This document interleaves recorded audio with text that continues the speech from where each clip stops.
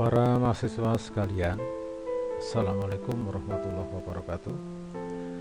Pada kesempatan ini kita akan membahas mengenai pewarisan menurut undang-undang.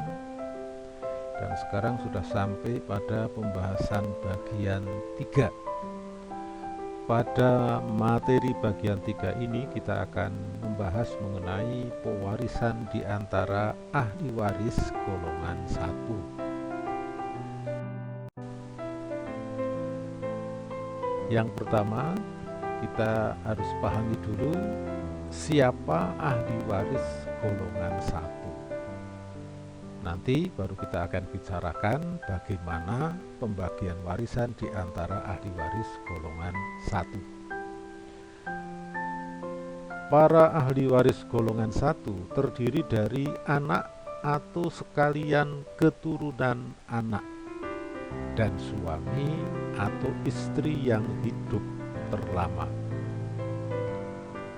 Jadi sekali lagi, para ahli waris golongan 1 terdiri dari anak-anak pewaris atau para keturunan anak pewaris, juga suami atau istri yang hidup terlama. Yang dimaksud di sini adalah duda atau jandanya pewaris. Pewarisan golongan 1 diatur dalam pasal 852, 852A dan 852B. Kata anak dalam hal ini maksudnya adalah anak kandung. Ya, kata anak dalam pasal 852 maksudnya adalah anak kandung, bukan anak tiri. Karena mengenai anak tiri ini bukan ahli waris karena tidak mempunyai hubungan darah dengan pewaris. Yang kedua, kata anak dalam pasal 852 maksudnya adalah anak sah, bukan anak luar kawin. Karena mengenai anak luar kawin ini merupakan kelompok ahli waris tersendiri dan diatur di dalam pasal-pasal tersendiri. Sekali lagi, kata anak di dalam pasal 852 maksudnya adalah anak sah. Jadi ahli waris golongan 1 yang ahli warisnya terdiri dari anak atau keturunan anak dan suami atau istri yang hidup terlama. Kata anak di sini maksudnya adalah anak-anak sah, bukan anak luar kawin. Pengaturan mengenai pewarisan di antara ahli waris golongan 1. Pertama dapat kita temukan ketentuan pasal 852. Pasal 852 ini membahas mengenai atau mengatur mengenai pewarisan di antara anak-anak pewaris. Sekali lagi, ketentuan pasal 852 mengatur mengenai pembagian warisan di antara para anak-anak pewaris. Di dalam pasal 852, dalam pasal 52 disebutkan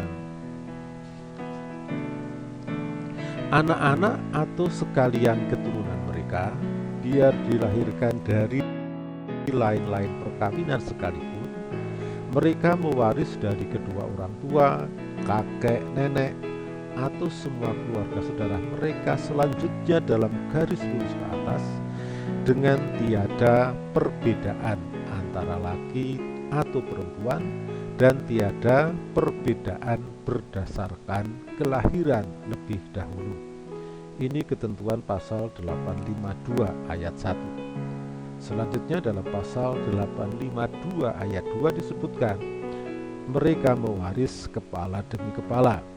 Jika dengan si meninggal, mereka bertalian dalam derajat ke-1 dan masing-masing mempunyai hak karena diri sendiri. Mereka mewaris panjang demi panjang, jika sekalian mereka atau sekedar sebagian mereka bertindak sebagai waris pengganti. Ketentuan pasal 852A, pasal 852 ayat 1 dan ayat 2 ini sekali lagi mengatur mengenai pembagian warisan di antara anak-anak pewaris. Bagaimana pengaturannya? Yang pertama, bahwa pewarisan di antara anak ataupun juga para keturunan anak dengan tidak dibedakan berdasarkan jenis kelamin, tingkat kelahiran, dan walaupun mereka dilahirkan dari lain-lain perkawinan. Untuk memahami hal ini bisa kita lihat perbandingan dengan ketentuan hukum waris adat ataupun hukum waris Islam. Dalam hukum waris Islam mengenal pembagian warisan berdasarkan mayoret jenis kelamin. Laki-laki mendapatkan 2 bagian dibandingkan perempuan. Berarti hukum waris Islam mengenal pembagian mayoret berdasarkan jenis kelamin. Dalam hal ini KUH Perdata tidak mengenal pembagian warisan mayoret berdasarkan jenis kelamin. Laki-laki ataupun perempuan hak bagiannya sama. Yang kedua, juga tidak dibedakan berdasarkan tingkat kelahiran. Anak yang pertama, anak yang kedua, dan seterusnya sampai anak yang terakhir hak bagiannya sama. Sementara kalau kita lihat ketentuan dalam hukum adat, ada aturan dalam hukum adat, hukum waris adat yang memberikan hak bagian kepada seorang laki-laki yang paling tua, bagian yang lebih banyak, dengan kewajiban untuk memelihara, melindungi adik-adiknya. Nah, ini ada aturan dalam hukum adat. Jadi dia juga mengenal pembagian mayoritas berdasarkan tingkat kelahiran. KUH Perdata tidak mengatur yang seperti itu. Tidak dibedakan berdasarkan tingkat kelahiran. Yang ketiga, juga tidak dibedakan walaupun mereka dilahirkan dari lain-lain perkawinan. Misalkan pewaris semasa hidupnya melangsungkan perkawinan lebih dari 1 kali dan dalam setiap perkawinan dilahirkan anak. Maka ketika diadakan pembagian warisannya pewaris, anak-anak ini walaupun dilahirkan dari lain-lain perkawinan, haknya sama. Ini ayat 1 pasal 852, bahwa pembagian warisan di antara anak tidak dibedakan baik berdasarkan jenis kelamin, tingkat kelahiran, maupun walaupun mereka dilahirkan dari lain-lain perkawinan. Dalam ayat 2 disebutkan para anak ataupun keturunan anak ini ada 2 kemungkinan cara mewarisnya. Ada kemungkinan mereka mewaris atas dasar kepala demi kepala, atau mereka berbagi warisan berdasarkan panjang demi panjang. Para anak akan mewaris berdasarkan kepala demi kepala apabila mereka semuanya adalah derajat 1. Ahli waris derajat 1 ini selalu mewaris karena pengganti, karena kedudukan sendiri, sehingga mereka mewaris kepala demi kepala. Selanjutnya, ada kemungkinan para keturunan anak ini juga mewaris karena kedudukan sendiri, bukan karena penggantian tempat. Misalkan semua ahli waris derajat 1 menolak warisan atau tidak patut mewaris dan mereka masih hidup, maka terpanggillah keturunan anak. Jadi keluarga saudara dalam derajat yang lebih jauh, mereka tampil karena kedudukan sendiri, bukan karena penggantian tempat. Jadi dalam pewarisan di antara anak ataupun keturunan anak, mereka bisa mewaris berdasarkan kepala demi kepala jika mereka mewaris karena kedudukan sendiri. Yang namanya mewaris karena kedudukan sendiri tidak selamanya ahli waris derajat 1, derajat kedua, derajat ketiga pun bisa mewaris karena kedudukan sendiri. Dan mereka yang mewaris karena kedudukan sendiri, mereka berbagi kepala demi kepala. Yang kedua, ada kemungkinan mereka mewaris panjang demi panjang jika sebagian atau semuanya mewaris berdasarkan penggantian tempat. Penggantian tempat ini terjadi kalau ada orang yang mestinya menjadi ahli waris mati lebih dulu dari pewarisnya, maka keturunannya yang sah bertindak sebagai ahli waris pengganti. Kita berikan contoh. Ini ada gambar skema. Seorang pewaris P meninggal dunia, meninggalkan seorang istri dan 7 orang anak, B, C, D, E, F, G, H. Ya, sekali lagi, seorang pewaris meninggal dunia, meninggalkan seorang istri dan 7 orang anak. Berarti di sini pewarisnya, ahli warisnya terdiri dari seorang istri dan para anak-anak pewaris. Tadi kita sudah membahas mengenai hak waris anak. Sekarang kita bicarakan dulu tentang hak waris istri atau suami. Diatur dalam pasal 852A. Dalam ketentuan pasal 852A dikatakan hak waris istri atau suami dalam melakukan ketentuan-ketentuan dalam bab ini. Kata-kata bab ini maksudnya adalah bab 12 buku 2 Kitab Undang-Undang Hukum Perdata yang mengatur tentang pewarisan undang-undang.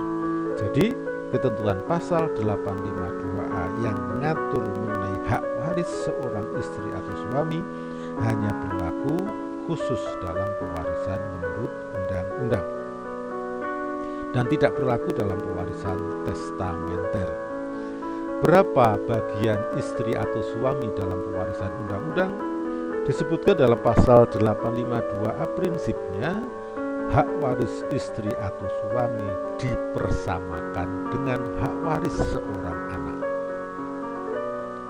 dengan catatan istri atau suami tadi merupakan istri atau suami dalam perkawinan yang pertama. Kalimat selanjutnya dalam pasal 852A dikatakan apabila yang tampil mewaris adalah istri atau suami dalam perkawinan yang kedua atau selebihnya, sedangkan pewaris juga meninggalkan anak ataupun keturunan anak yang dilahirkan dari perkawinan yang sebelumnya, maka dalam hal seperti ini ada pembatasan hak waris istri atau suami. Ada 2 bentuk pembatasan. Yang pertama, hak waris istri atau suami kedua tadi tidak boleh lebih besar dari bagian anak. Dan yang kedua, bagian istri atau suami kedua tersebut tidak boleh lebih besar dari 1/4 warisan. Nah, kalau kita terapkan di dalam contoh skema ini, bahwa seorang pewaris meninggal dunia meninggalkan seorang istri, ini istri dalam perkawinan pertama, dan 7 orang anak, B sampai H. Maka di sini berlaku ketentuan pasal 852 untuk hak waris anak dan pasal 852A untuk hak waris istri. Bagian istri sama dengan bagian anak, sehingga masing-masing mendapatkan 1/8 bagian karena ada 8 ahli waris. Para anak ini semuanya ahli waris derajat 1. Mereka mewaris kepala demi kepala.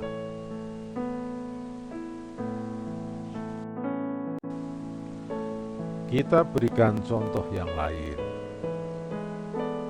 Di sini pewaris meninggal dunia meninggalkan keluarga sedarah yang pertama dua orang anak yang dilahirkan dari perkawinan pertama, A dan B. Keduanya laki-laki. Lalu meninggalkan juga tiga orang anak, C, D, dan E, yang dilahirkan dari perkawinan yang kedua. Perkawinan pertama dan perkawinan kedua sudah bubar. Misalkan istrinya P meninggal dunia. Lalu P mengikatkan diri dalam perkawinan yang ketiga dengan F dan dilahirkan tiga orang anak lagi, G, H, dan I. Kita lihat di sini pewaris meninggal dunia, meninggalkan istri dalam perkawinan yang ketiga, dan ada 8 anak, 2 dari perkawinan pertama, 2 dari perkawinan kedua, dan 3 dari perkawinan kedua dan 3 dari perkawinan ketiga. Semua ahli waris ada 9. Siapa ahli waris P? A. Ahli waris P maksud saya di sini ya. Mestinya ini walaupun tertulis A harus dibaca siapa ahli waris P. Salah tulis ini. Karena pewarisnya adalah P. Siapa ahli waris P? Tidak lain adalah A, B, C, D, E, F, dan G, H, I. Ini semua ahli waris ada 9. Yang penting untuk kita pahami di sini, para anak-anak pewaris ada yang laki-laki dan ada yang perempuan, dan mereka dilahirkan dari lain-lain perkawinan. Walaupun demikian, mereka hak bagiannya sama. Jadi ahli warisnya ada 8 anak dan seorang istri, maka mereka bisa berbagi dengan hak bagian yang sama, yaitu masing-masing 1/9 bagian. Anaknya 8, istrinya 1. Di sini istri sebagai istri yang ketiga, dan anak-anak pewaris juga meninggalkan anak-anak yang dilahirkan dari perkawinan sebelumnya. Pembagian hak bagian istri tidak lebih dari 1/4 warisan, maka mereka bisa berbagi dengan hak bagian yang sama. Dalam contoh lain, P meninggal dunia, meninggalkan 3 orang anak, A, B, dan C. Ternyata para anak-anak P, yaitu A, B, dan C, semuanya telah mati lebih dulu dari P. Sekali lagi saya katakan, para anak-anak P, A, B, dan C semuanya telah mati lebih dulu dari P. Dan masing-masing meninggalkan keturunan. Misalkan A meninggalkan seorang anak, D. B meninggalkan 2 orang anak, E dan F. Sedangkan C meninggalkan 3 orang anak, G, H, dan I. Kita lihat orang yang mestinya menjadi ahli waris P, yaitu A, B, C, telah mati lebih dulu dari P, dari pewarisnya. Maka para keturunan A, B, C tampil mewaris karena penggantian tempat. D menggantikan A, EF menggantikan B, GHI menggantikan C. Semua cucu D, EF, GHI tampil mewaris karena penggantian tempat. Tadi berdasarkan ketentuan pasal 852 ayat 2, para ahli waris yang mewaris karena penggantian tempat, maka mereka berbagi warisan atas dasar pancang demi pancang. Sehingga D, E, F, dan GHI dalam menghitung hak bagiannya tidak dihitung berdasarkan kepala demi kepala, tidak dihitung berdasarkan individual jumlah ahli waris, tetapi berdasarkan pancang. Makna pancang di sini adalah garis keturunan yang menghubungkan di antara para ahli waris dengan pewarisnya. D merupakan keturunan A.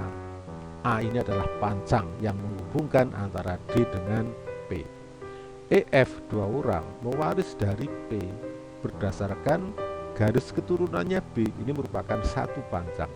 Begitu juga GHI mewaris dari P menggantikan tempatnya C, dia merupakan satu garis keturunannya C. Ini juga satu pancang. Jadi dalam peristiwa ini terdapat 3 pancang. Pancang A, pancang B, dan pancang C. Masing-masing keturunan anak, keturunannya A, B, C, mewarisi sebesar hak bagian orang tua yang digantikannya. D, nah ini berdasarkan pasal 841 bahwa orang yang bertindak selaku ahli waris pengganti mendapatkan bagian sebesar haknya orang yang digantikan tempatnya. D, satu orang mewaris menggantikan A. A berhak atas sepertiga, maka D bagiannya sepertiga. EF dua orang menggantikan B, haknya B sepertiga, maka EF berbagi setengah dibagi 2, masing-masing 1/6. Sedangkan GHI berorang 3 orang menggantikan tempatnya C, haknya C, pancangnya C adalah sebesar sepertiga, maka GHI mendapatkan sepertiga kali sepertiga, masing-masing mendapatkan 1/9 bagian. Ini contoh pewarisan berdasarkan penggantian tempat, sehingga masing-masing ahli waris mewaris berdasarkan pancang demi pancang. Yang namanya pancang di sini maksudnya adalah garis kelahiran, garis keturunan yang menghubungkan antara para ahli waris dengan pewarisnya. Contoh lain. Dalam contoh ini saya berikan gambaran orang yang berada pada keluarga saudara derajat 2 tetapi tampil mewaris karena kedudukan sendiri, bukan berdasarkan penggantian tempat. Sebagai contoh, pewaris meninggal dunia meninggalkan 3 orang anak A, B, dan C. Akan tetapi para anak-anak P, A, B, dan C ini kita misalkan semuanya menolak warisan atau semuanya menjadi orang yang onward the height, orang-orang yang tidak patut mewaris, sehingga mereka dikecualikan dari pewarisan, sedangkan mereka semuanya masih hidup.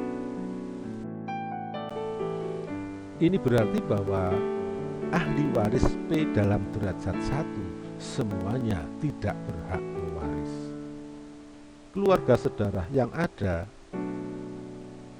adalah D, E, F, G, H, I, para keturunan P dalam derajat 2. Lalu dalam peristiwa ini atas dasar apa D, E, F, G, H, I tampil mewaris dari P? Karena A, B, C masih hidup, maka D, E, F, G, H, I tidak mungkin mewaris atas dasar penggantian tempat. Maka dalam peristiwa seperti ini D, E, F, G, H, I mewaris atas dasar kedudukan sendiri. Dia merupakan keluarga sedarah terdekat yang berhak mewaris sesudah A, B, C. Dengan konsekuensi, karena mereka mewaris atas dasar kedudukan sendiri, maka di dalam berbagi warisan mereka berbagi atas dasar kepala demi kepala, tidak mewaris berdasarkan pancang demi pancang. Sehingga di dalam peristiwa ini, karena ahli warisnya ada 6 orang, masing-masing mendapatkan bagian 1/6 bagian. Inilah contoh mereka para keluarga saudara walaupun bukan derajat 1 tetapi bisa tampil mewaris atas dasar kedudukan sendiri, sehingga mereka mewaris kepala demi kepala. Contoh lain, ini pewaris meninggal dunia meninggalkan seorang istri sebagai satu-satunya ahli waris, yaitu A. Maka dalam peristiwa ini A mewarisi seluruh warisan dengan mengesampingkan para ahli waris yang lain. Karena keluarga saudara yang lain golongan warisnya lebih jauh. Sekali lagi, kalau ada seorang pewaris meninggal dunia meninggalkan ahli waris terdiri dari seorang istri, atau sebaliknya seorang istri meninggal dunia meninggalkan ahli waris terdiri dari seorang suami, maka suami mewarisi seluruh harta warisan istri.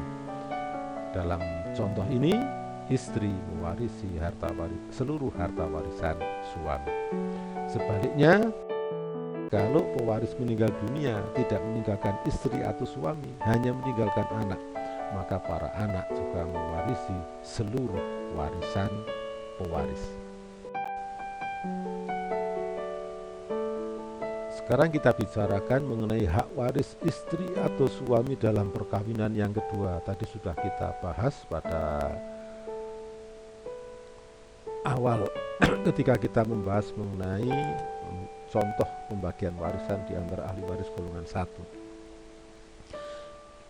Tadi sudah kita bicarakan bahwa hak waris istri, suami dalam perkawinan kedua dan seterusnya apabila pewaris juga meninggalkan anak yang dilahirkan dari perkawinan sebelumnya, maka ada pembatasan hak waris istri atau suami yang kedua tadi dengan dua pembatasan: tidak boleh lebih besar dari bagian anak dan tidak boleh lebih besar dari 1/4 warisan. Kita berikan contoh. Pewaris meninggal dunia meninggalkan 2 orang anak yang dilahirkan dari perkawinan yang pertama, lalu mengikatkan diri dalam perkawinan kedua dengan C. Nah, kita lihat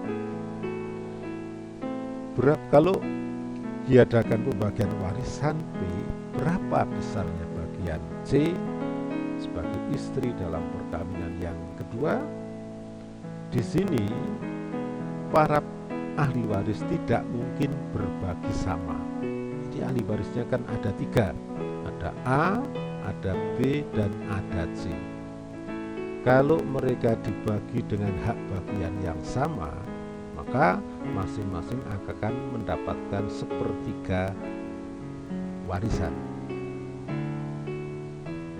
Dari pembatasan pasal 852A, pembagian seperti ini tidak bertentangan dengan pembatasan yang pertama, karena bagian C sama dengan bagian AB.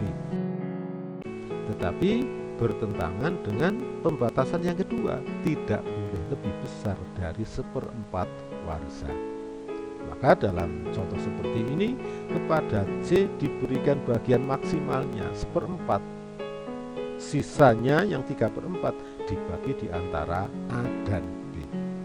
Maka dalam peristiwa ini bagian C adalah 1/4, bagian A dan B adalah 3/4 dibagi 2 atau masing-masing 1/8. Kalau saya ambil contoh lagi, misalkan anak P hanya 1, hanya A. Berapa bagian C, bagian istri dalam perkawinan yang kedua ini? C atau istri dalam bagian pewarisan perkawinan kedua, dia diberikan bagian 1/4 sebagai bagian maksimalnya, yang 3/4 merupakan bagian anak pewaris. Ketentuan pasal 852 kalimat yang terakhir ini bermaksud melindungi hak waris para anak-anak pewaris yang dilahirkan dari perkawinan sebelumnya dengan adanya perkawinan yang kedua pewaris dan seterusnya. Pasal 852 ini tidak berdiri sendiri, nanti ada pasal-pasal selebihnya. Inilah pasal-pasal yang saya maksud, yang membentuk suatu lembaga hukum yang namanya Lex Hac Edictali, yaitu lembaga hukum yang bertujuan melindungi hak waris anak-anak pewaris yang dilahirkan dari perkawinan yang pertama atau yang sebelumnya, dengan adanya perkawinan pewaris untuk perkawinan kedua dan seterusnya. Jangan sampai perkawinan kedua dan seterusnya itu menimbulkan kerugian-kerugian yang terlalu besar kepada para anak dan keturunan pewaris yang dilahirkan dari perkawinan sebelumnya. Ada beberapa pasal yang berhubungan, yaitu pertama pasal 852A dalam pewarisan undang-undang, yang kedua pasal 181 dalam hukum keluarga. Di sana dikatakan para istri atau suami dalam perkawinan kedua dan seterusnya tidak akan menikmati persatuan harta melebihi apa yang diatur dalam ketentuan pasal 852A. Begitu juga di dalam pewarisan testamenter atau pewarisan berdasarkan surat wasiat. Di sana juga ada ketentuan pasal 902 yang mengatakan hak waris istri atau suami dalam pewarisan testamenter atau pewarisan berdasarkan surat wasiat, istri atau suami dalam perkawinan kedua dan seterusnya, apabila pewaris juga meninggalkan anak yang dilahirkan dari perkawinan sebelumnya, tidak dapat menikmati wasiat ataupun hibah melebihi apa yang sudah diatur dalam pasal 852A. Jadi ketentuan pasal 852A merupakan pasal sentral yang mengatur mengenai hak waris istri suami dalam perkawinan kedua dan seterusnya. Tadi sudah kita bicarakan mengenai bagaimana tata cara pembagian warisan di antara ahli waris golongan 1. Dapat kita ambil kesimpulan bahwa ahli waris golongan 1 terdiri dari anak atau keturunan anak dan suami atau istri yang hidup terlama. Yang kedua, pewarisan di antara anak tidak dibedakan berdasarkan jenis kelamin, tingkat kelahiran, dan walaupun mereka dilahirkan dari lain-lain perkawinan, mereka haknya sama. Yang ketiga, bila ada anak yang mestinya menjadi ahli waris mati lebih dulu dari pewarisnya, dapat digantikan tempatnya oleh keturunannya yang sah. Penggantian tempat di antara ahli waris golongan 1 ini, di antara anak-anak pewaris ini, diatur dalam pasal 842, yang mana pergantian seperti ini berlangsung terus, tidak ada batasnya. Yang keempat, hak waris istri atau suami pada prinsipnya dipersamakan dengan hak waris seorang anak, dengan catatan istri atau suami tadi terikat perkawinan dalam perkawinan pertama dengan pewaris. Apabila istri atau suami yang menjadi ahli waris adalah istri atau suami dalam perkawinan kedua dan seterusnya, di mana pewaris juga meninggalkan anak atau keturunan anak yang dilahirkan dari perkawinan yang sebelumnya, maka bagian istri atau suami kedua tadi tidak boleh lebih besar dari bagian anak dan tidak boleh lebih besar dari 1/4 warisan. Demikian yang bisa kami jelaskan, bisa kami uraikan mengenai pewarisan di antara ahli waris golongan 1. Setelah ini kita akan membahas mengenai pewarisan di antara ahli waris golongan 2. Terima kasih. Assalamualaikum warahmatullahi wabarakatuh.